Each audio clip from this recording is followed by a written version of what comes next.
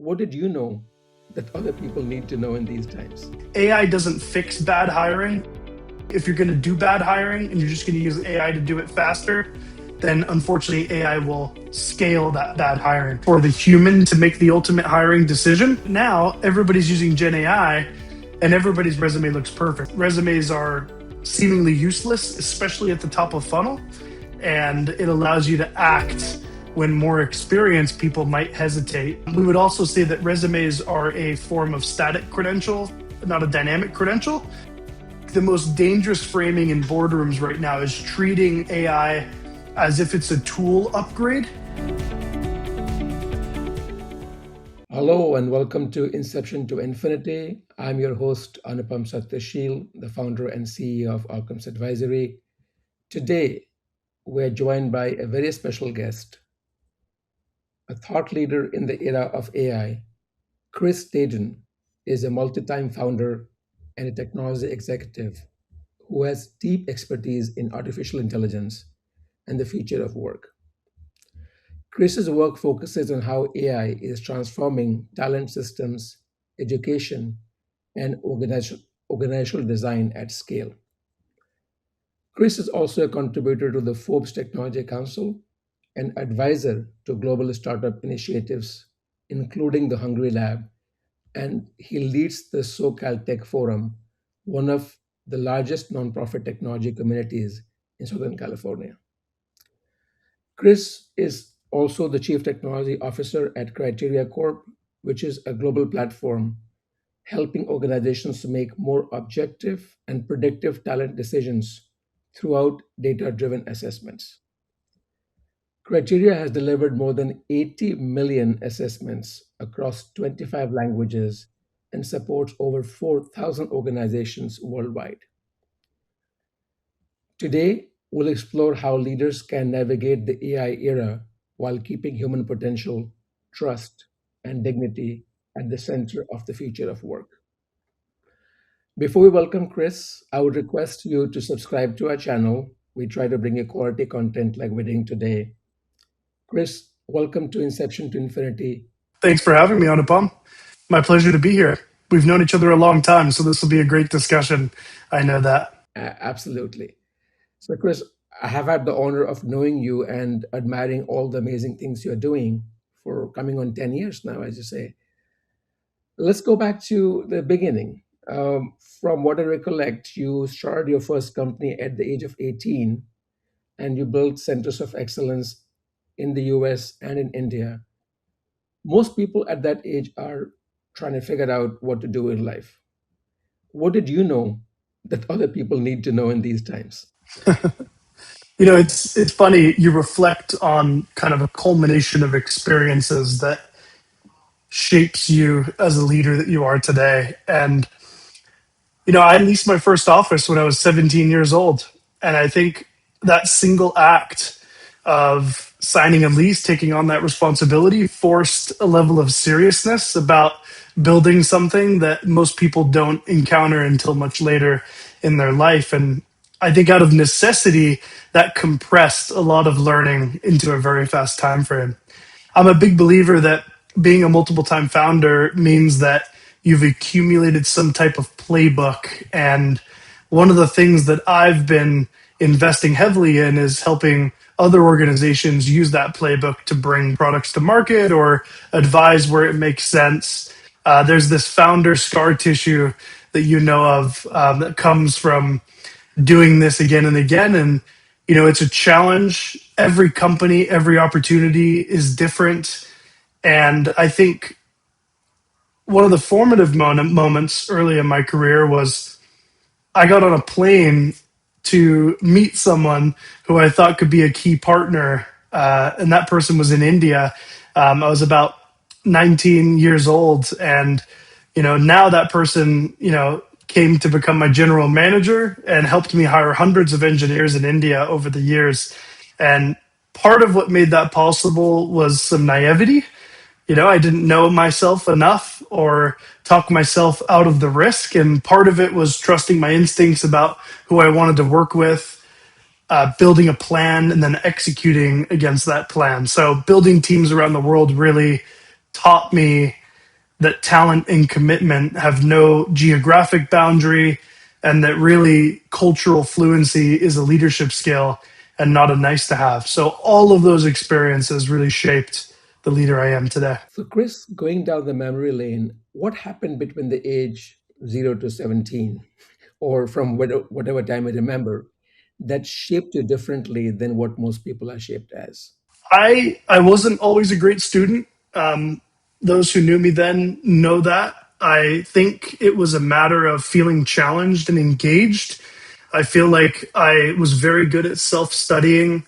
I was very good at doing things that I was very interested in.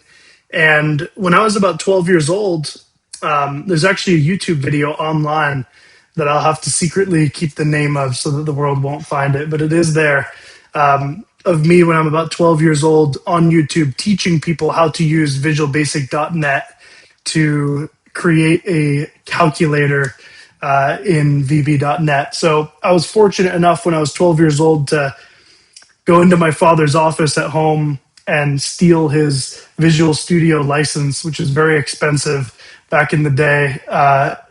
On 5, 6 CDs, you would install one at a time, and there's a license key on the box that I would steal every now and then. And by the time he woke up in the morning, it would say on his computer it was deactivated and I would get in trouble. So I was always just very excited to learn.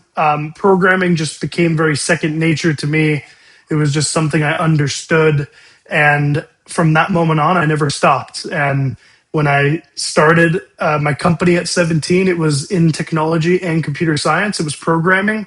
And again, just always living and breathing that. People tease me now I'm an adult that I have no understanding of pop culture. I haven't seen a lot of the big movies out there. I'm not a I don't I haven't seen Star Wars. I haven't seen any of the big productions. And the reason why is growing up, I didn't really watch movies or TV in that regard. I was just learning how to code, and I was all in on being the best at that skill. Well, things have changed a little bit since you're 12. The school system is probably less helpful in preparing people for what's coming their way. What would you say to people like the age of your kids and my kids? I mean, the 8, 10, 12-year-old people. What should they prepare for the next 10, 15 years when their career will be shaped and defined?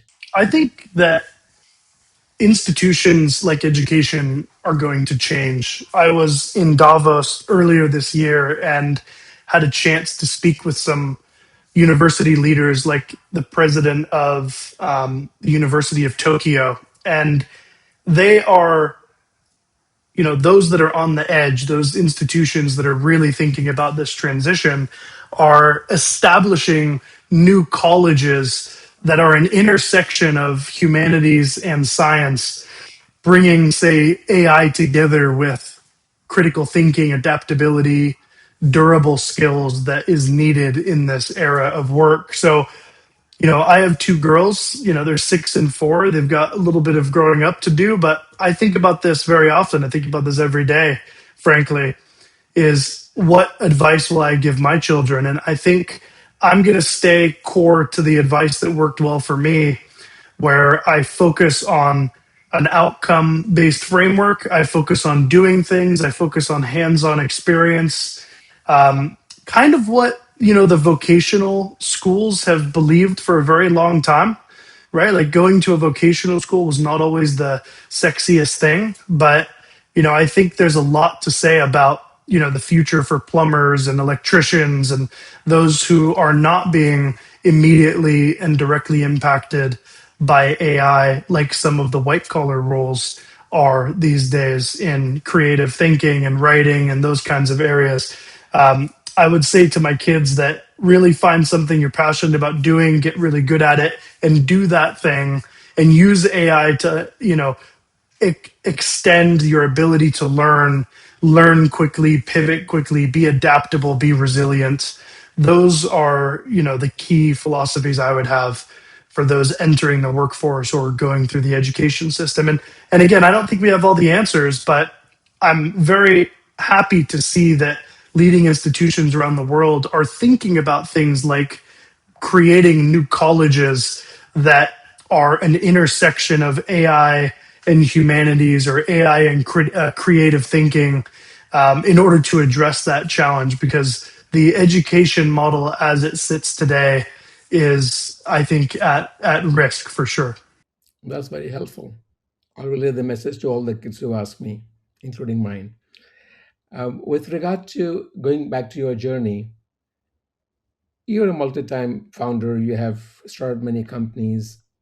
Most founders, or most serial founders, have a defining moment of setback, failure, or reset, whatever you call it. Did you have any experience like that, or is it too early in your career? I'll go back to the anecdote of jumping on a plane to India with really no distinct goal in mind, really kind of based on instinct. I had no guarantee of outcome. Never met the people I was flying out there to meet, never been to India as a country. And I think for me, that defining moment, and by the way, at first it didn't work, right? At first, I made some mistakes that I learned from building a team internationally. And I'll be specific, those mistakes were mostly cultural. I only knew American culture. I only knew the way that I operated in my own bubble of the world.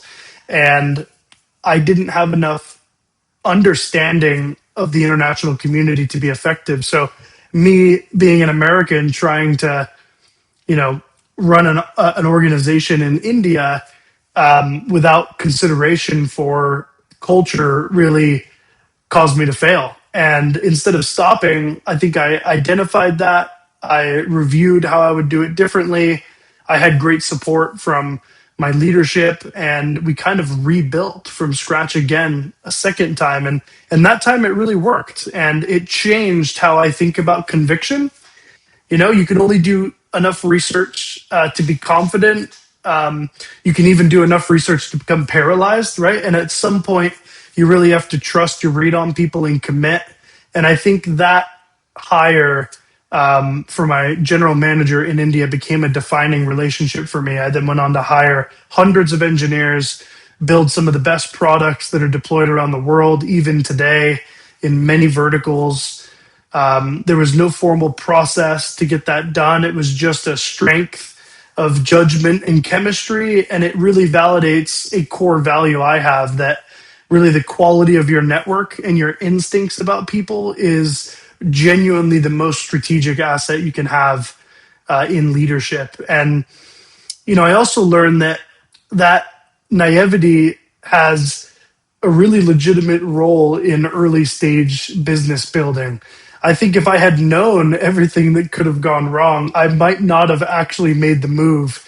And sometimes there's an advantage of not knowing, and it allows you to act when more experienced people might hesitate. And there's a shift in how I lead now. I'm much more deliberate about the first hires I make and key partners in any organization or initiative, because those early relationships set the culture and the execution standard for everything that follows. So that is an anecdote that has fundamentally changed my approach to leadership. So, among the organizations that you have empowered through your expertise is Criteria, which is one of your significant roles right now. Tell us more about what does Criteria do? Great. Criteria is a talent success platform. So, in essence, we help organizations of all sizes understand the candidates that are applying to their organization and help them make the best hires and build the best teams. So, for us, we have this unique perspective on the next generation of work. We're seeing a lot of transformation in the workplace right now. I know we'll get into that a little bit. And AI and hiring is just such an exciting place to be. Hiring has a lot of unstructured data. And with unstructured data and Gen AI, there are just so many amazing outcomes.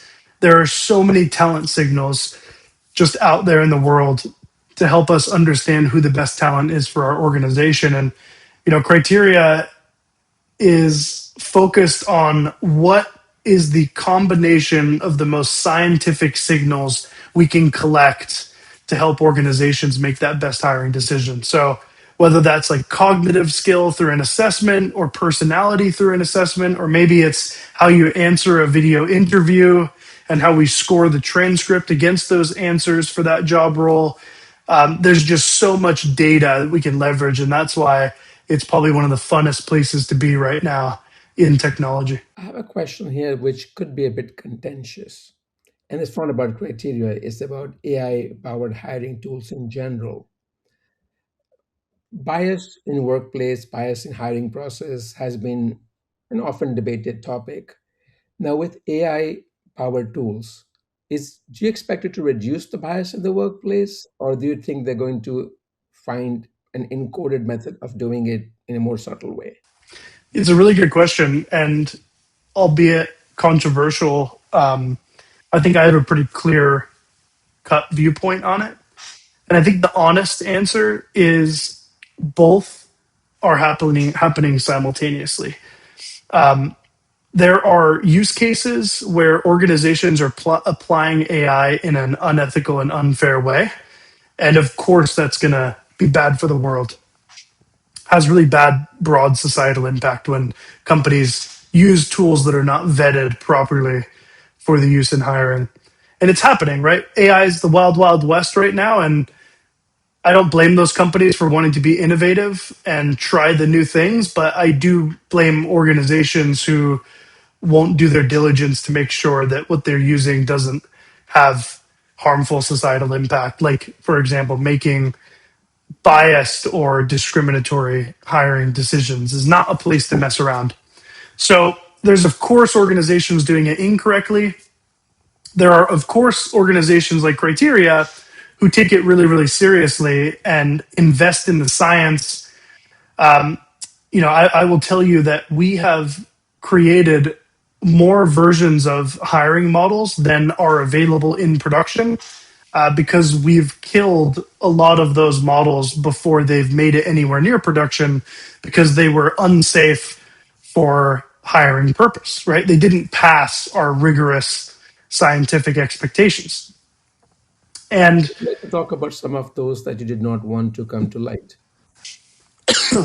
yeah, you can actually in an interview like this with video, some organizations may choose to analyze my eye movement or my facial expressions, for example, as a predictor for job success. And the reality is, those facial expressions, like even when I think with you, I'm looking away a little bit, right? Because I'm thinking, what am I going to say next? And if we were to use signals like that in our scoring, we would put a lot of candidates at a disadvantage for reasons that are beyond their control.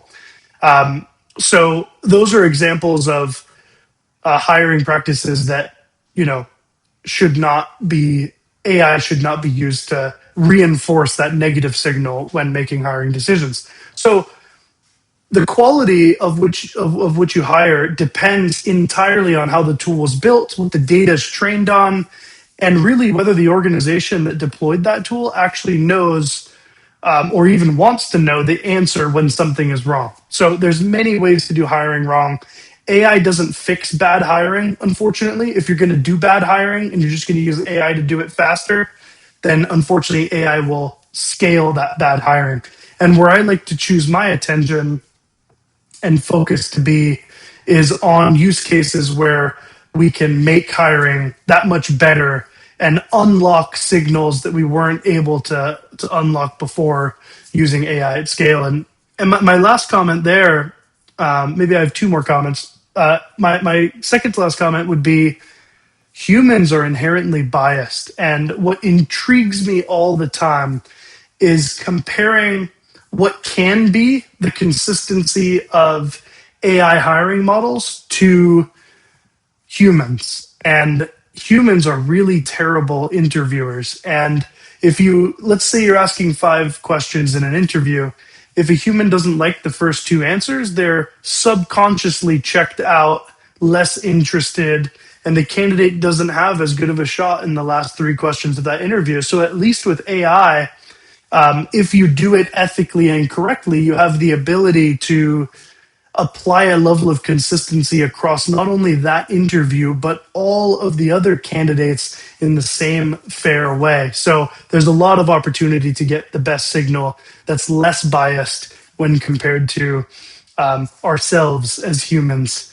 And then my last comment is there's so many cautionary parallels with AI being used incorrectly in a vertical. So if you step outside of hiring, for example, credit scoring is the clearest historical analogy.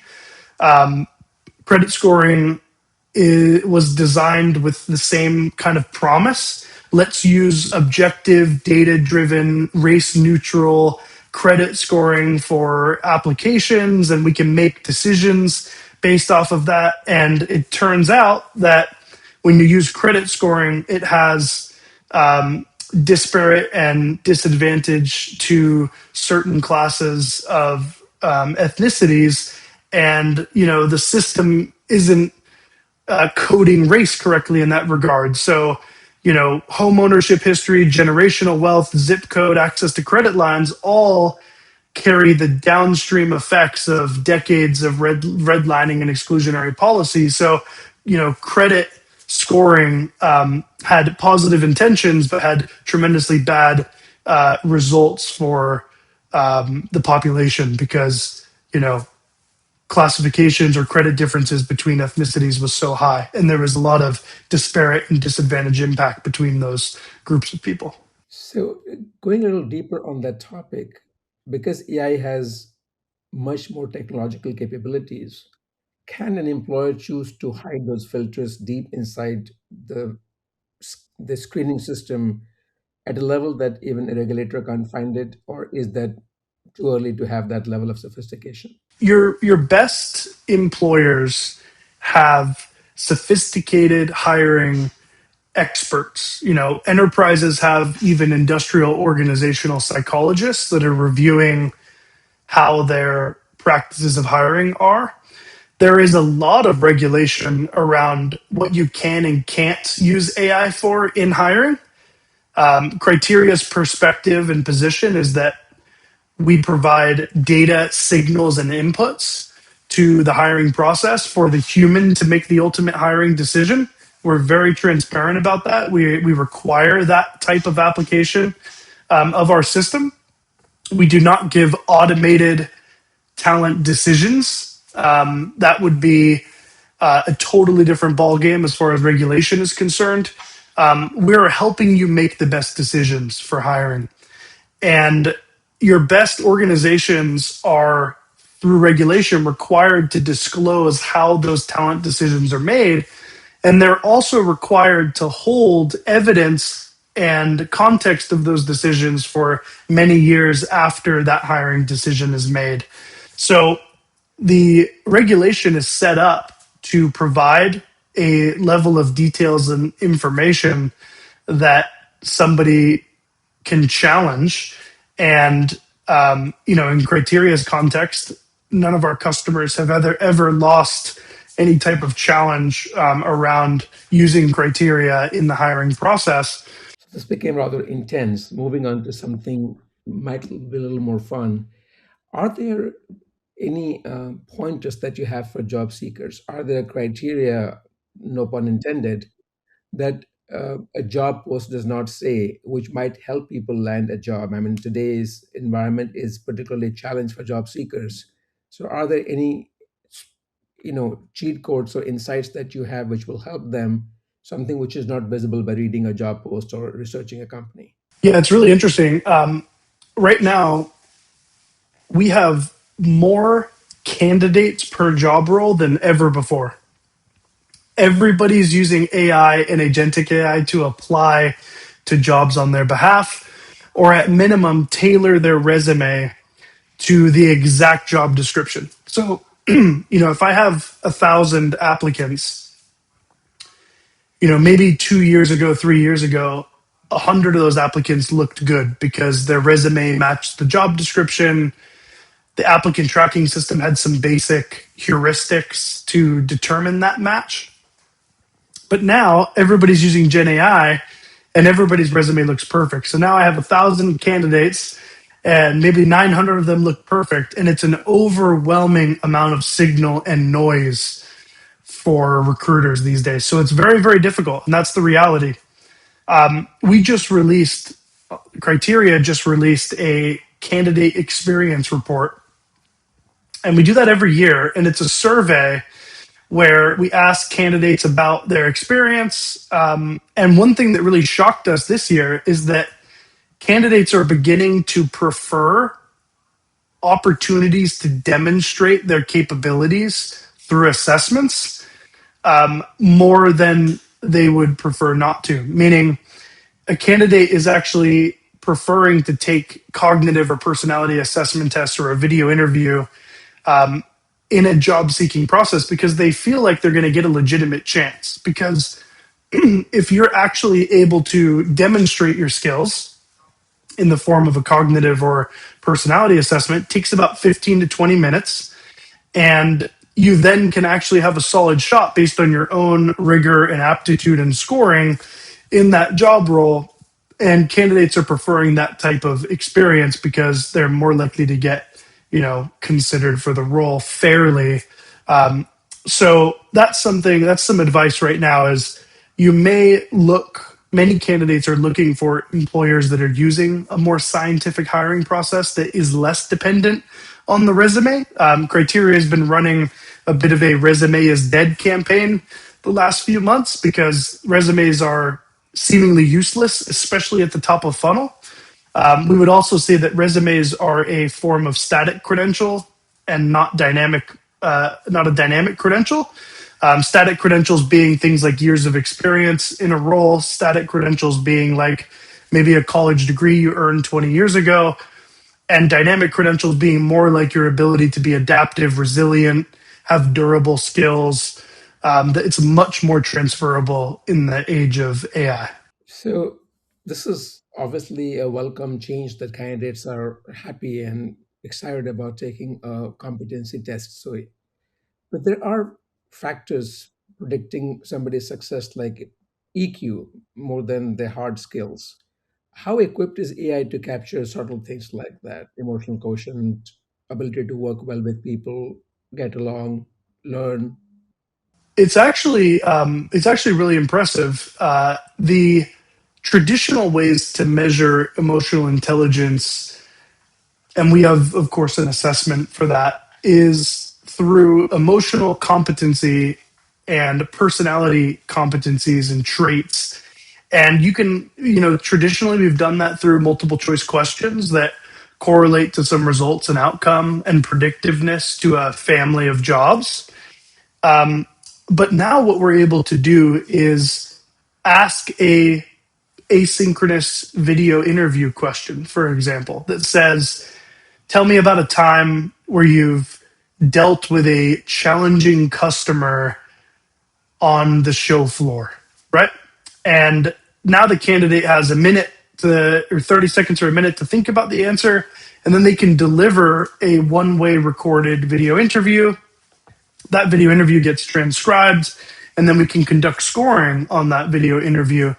And the amount of data we can get from that transcript, are they did they console the customer? What was their first reaction? Did they coach the customer to a resolution? Did they tell us they reacted negatively? Did they tell us if they learned something from that scenario?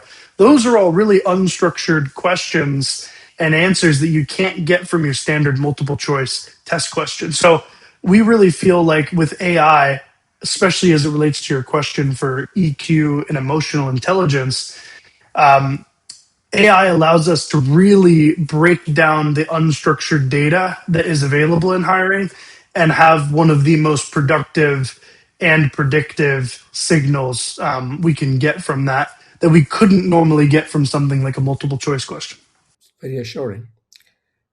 Moving on with the way things are trending, there are people who are hugely optimistic about what AI will do, um, amplification of human potential. And there are people like Elon Musk who worry about the extreme all powerful AI, which potentially can take control of everything in the world. From your vantage point, which seems like what we're heading towards right now? The wonderful, exciting world or something murkier and darker? Oh, I don't know. I think that's part of that's above my pay grade. I think I choose to spend most of my time in the optimism of AI and the workforce transformation of AI. And I know it's changing the way I work every day. So I have to admit, I do leave some of the existential crisis questions to folks who are thinking more broadly about that. So, as far as I am concerned, the immediate areas that I think a lot about are how is the job description going to change for everybody? How we think about a unit of work going to change?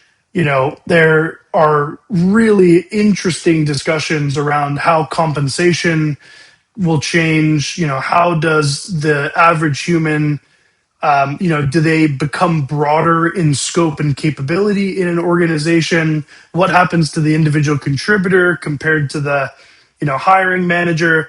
These are all the questions that I grapple with really on a daily basis, frankly. And, I think about job loss. I think about as job descriptions get rewritten, what's the impact on the workforce?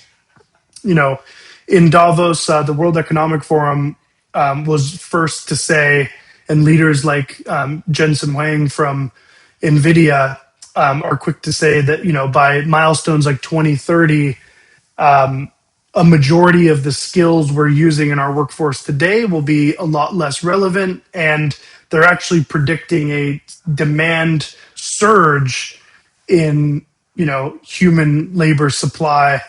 The famous example is with radiologists, for example. Lots of work being done with AI and automating radiology analysis. And for a while, people were concerned that if AI can analyze and conduct thorough reviews in the context of radiology, then we probably won't need radiologists anymore. And the reality is, we've hired more radiologists than ever before, and the roles are outpacing because now more people can get access to the radiology needs they had. And that's been a great example of a boom, not a bust, as a result of AI. I'm not saying there won't be pockets of job roles that will likely bust as a result of AI, but the real promising look forward is around how we're actually, credible folks like the World Economic Forum are predicting job growth in 2030 as opposed to net job loss. So you touched upon the fact that some jobs will probably get reduced or eliminated.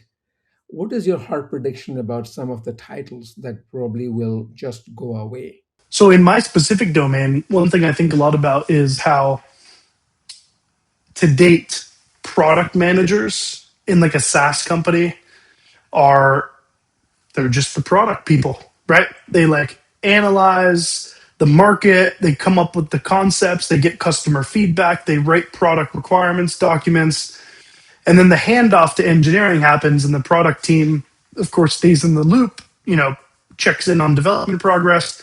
But there's a very clear demarcation of where a product manager work begins and ends, and then an engineer picks up and where an engineer ends. And those lines are getting blurred faster than ever before. A big prediction of mine, and I think it's starting to become true. I've been saying this prediction for a while now. Product managers are going to move closer to the middle towards engineering, and engineers are going to move closer towards the middle and be more product manager like. So we're going to end up with this like product engineer role that I think is going to disrupt a lot of existing engineering teams out there in the world. I think right now, engineers are always asked to be the best engineers. They are focused on doing that. Product managers are being asked to be the best product managers, focus on the market. Now I think with the ability to produce code at speed and scale, product managers and engineers are going to have a bit more scope in common with each other because those decisions are going to have to be made at speed jointly, and we're going to have more of a product engineer. I think that roles that are most affected by AI are really research heavy roles, high labor cost roles that don't require a lot of critical thinking and analysis. Those roles are risky because you've got great products like Perplexity, deep research, and you know Anthropic's and OpenAI's deep research tools. So if your job is just researching, I can see your concern. I would encourage anyone who's in that position to learn like and act in a way that exemplifies resilience, you know, critical thinking, and be more on the analytics and application side of what that research is used for, because AI is not able to be that creative at this time. And AI is not going to give you a complete game changing recipe for your next startup and founding mission. But it will help you get the research done to give you inputs as someone who can then make those decisions and parlay that into value. So focus on value creation, or those roles are at big risk of going away. Chris, you speak a lot about the future of work 4.0. A majority of the world is not there yet. What will be your advice to entrepreneurs like me and millions of other middle market entrepreneurs that they need to prepare for to be have a best shot of succeeding in next 10, 15, 20 years? I think my advice is, more than ever before, workplace and workforce strategy is growth strategy. So, what that means is this is not just another wave of digital transformation, right? We've been through Work 3.0 is very much about, you know, being connected, getting advanced software systems, digitizing, coming into the digital era. We're pretty squarely there. I know your company's Anupam, and you guys are in the digital era for sure, right? So I think you're more ready than you think to begin entering, right? A new operating system for work. And that's really what the core of Work 4.0 means. Work 4.0 really is a new operating system for work. And Work 4.0 also represents a permanent reconfiguration of how value is created. And it doesn't just mean incremental automation. Like in Work 3.0, we might automate a flow, trigger some emails. In Work 4.0, human and machine collaboration is now the default design assumption. And I think the most dangerous framing in boardrooms right now is treating AI as if it's a tool upgrade, because it's actually a systems change. It changes what skills matter in your workforce, it changes how we make our decisions, and it's going to change how our organizations need to be structured. And the institutions that are most at risk are going to be those institutions that are still optimizing for the Work 2.0 systems while operating in a world where Work 4.0 is the reality. And that gap is going to become economically dangerous. So, productivity gains now are going to come from the hard work of recomposing job descriptions. You're not really just trying to optimize jobs, but you're really trying to recompose the work that those jobs represent.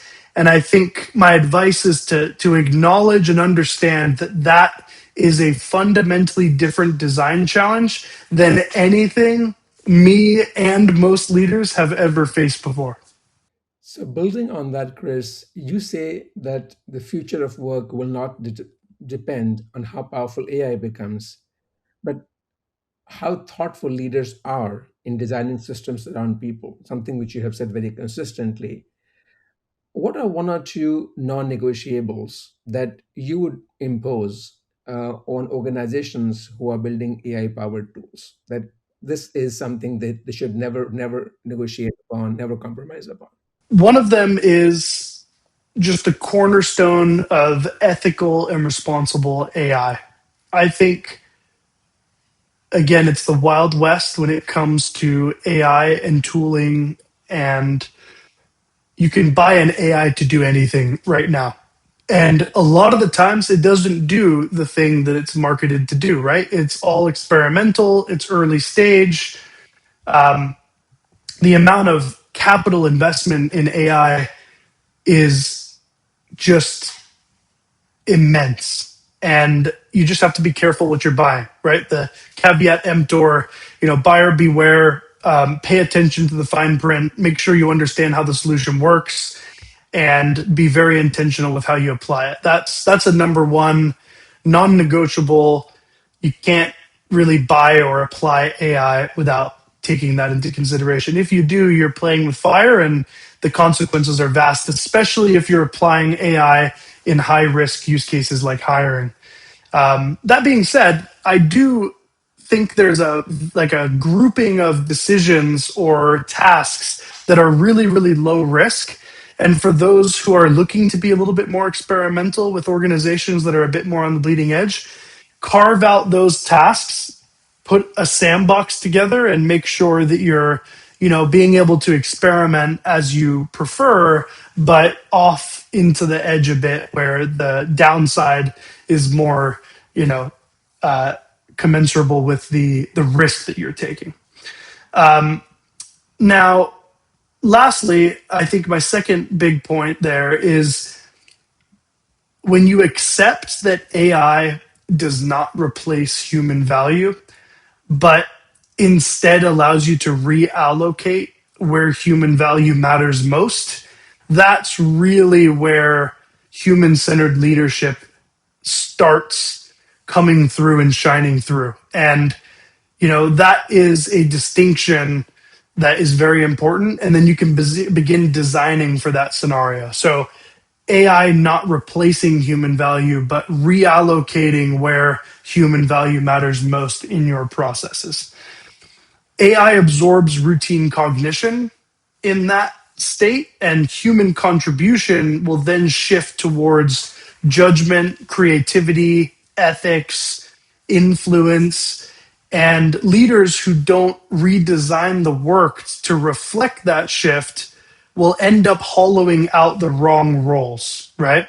And we see this in large enterprises today that are making some changes that they're then coming to reverse once they've realized the economic impact of that. So concretely, this looks like being able to explain clearly where AI is used in your organization, who's accountable for its outcomes, how you respond when it goes wrong, and this overall is just this new definition of institutional readiness. So, the most powerful signal a leader can send right now is framing AI as augmentation and not replacement, but then back that up with visible investment in their people's development alongside the technology that's being adopted. Chris, thank you so much for that wonderful insight. We are almost at the end of the time available to us. We have a wonderful tradition that we are trying to grow on this podcast to let the guest leave a question for the next guest. So you will, I'm giving you time to think about what you want to leave for the next guest while you answer the question that the last guest or one of the previous guests left for you.